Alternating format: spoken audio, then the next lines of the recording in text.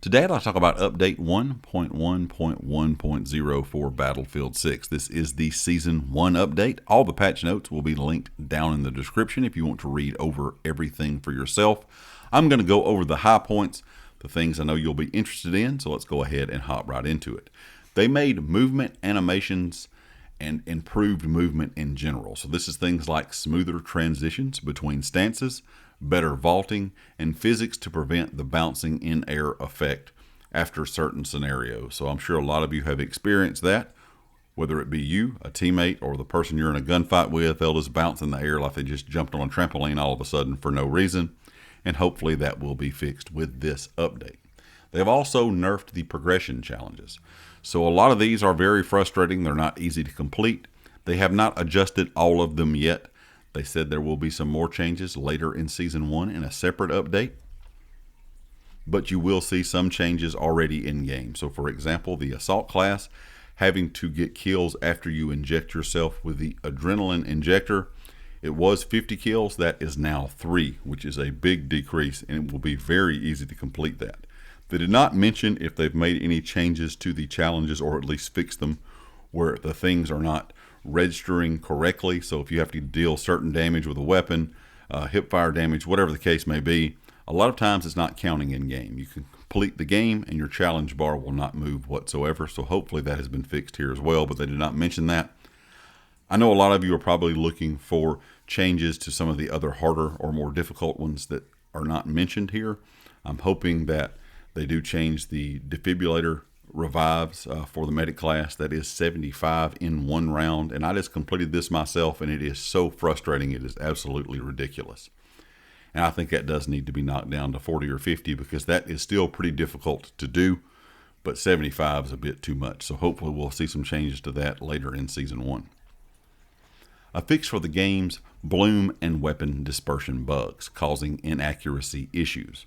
The game will still have bloom in it, but this was an issue where if you were doing things correctly, standing still while firing, tap firing, kneeling while firing, laying down while firing, you were still getting bloom and weapon dispersion even though you should not have been getting it.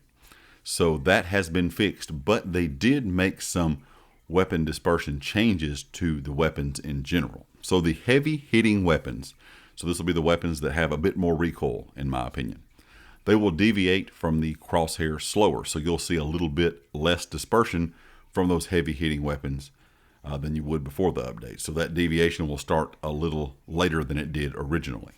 But the faster, low damage, high fire rate weapons now build up dispersion a bit more quickly. So for some of your high fire rate LMGs, SMGs, ARs, things like carbines, maybe that low damage, the AK-205, you will see that dispersion build up a little bit faster. We'll have to wait and see after some playtime how much of a change this will be. If you're using tap firing and still using all the mechanics that you normally do inside of Battlefield, I don't think it's going to be a big change unless they went way overboard with it. We'll have to wait and see on that, like I said, when we get some playtime with all of these weapons today.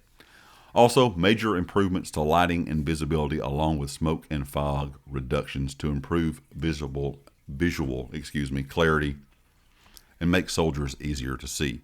They said this is the first part of some visibility changes they're going to make. They're going to do more of these in Season 1 as well. It is a bit hard to see enemies on certain maps. It's a bit hard to see enemies in general in Battlefield, and that's been an issue for a long time. But the lighting is one of the big problems, or one of the biggest problems in the game right now, where you look out from a building. So I would use Cairo as an example. You look out of the building towards C flag. It is so bright sometimes it is hard to see anyone. And the same can be said if you're laying on C flag looking towards the buildings. It is so dark inside you can't see anyone inside the building. And that is a big problem for player visibility. And it also just looks really bad. It is so bright at times, and the sun is so bright at times in the game as well. It is really hard to see anything on the map. But we do have a lot of smoke, fog, particles, stuff like that in the air, which is really cool visually. When you blow a building down, you see that smoke come off the building, some explosions. That is really neat. But at the same time, it does linger in game longer than I think they meant for it to, or at least that's kind of what I get from what they're saying.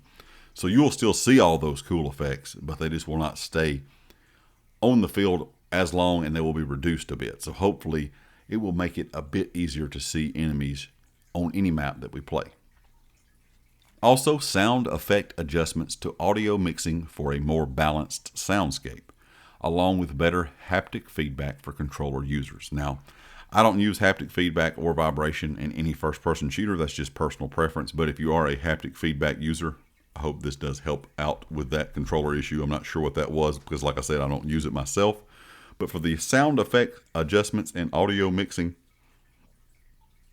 hopefully this will tune down some of the game sound that is way too loud.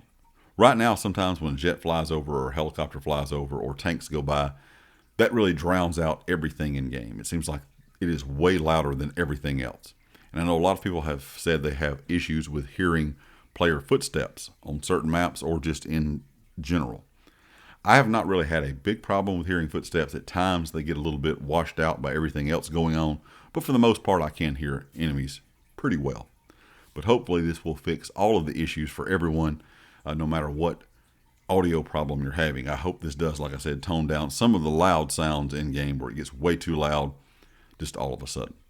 Also, they made some improvements to the UI and HUD, such as a clear overtime indicator and new unlock notifications for weapons and attachments.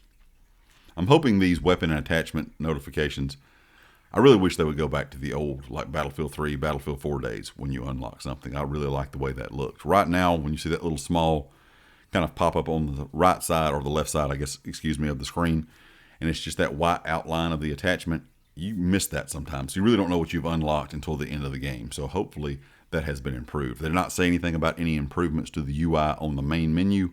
I'm hoping at some point they have talked about this, redoing that a bit and get rid of that tile idea where you have to scroll left and right, because there's a lot of players that may be missing some of the game modes because you have to scroll all the way over to find some stuff on the screen, so, because it doesn't all fit because the tiles are so large. I'm hoping they do change that. No mention of that here in the patch notes, of course, but they did make some UI and HUD adjustments. I'm still hoping that they have secretly added the addition to move the minimap. I know a lot of you have been asking for that. They still have not mentioned if they're going to do that or not, but I'm hoping one day they will kind of put that in the game, even if they don't mention it in the patch notes, just a secret update, because I know a lot of people are looking for that. And they also made a lot of map-specific fixes for spawning issues, out-of-bound bugs, and misplaced assets, and performance problems in Conquest, Breakthrough, and Rush. Now, I have not heard, I know a lot of you have been talking about, I've seen it in my comments on social media, saying players are getting into areas that are out of bounds on top of buildings where they're not supposed to be. And this is different places than it was during the beta, but the same maps.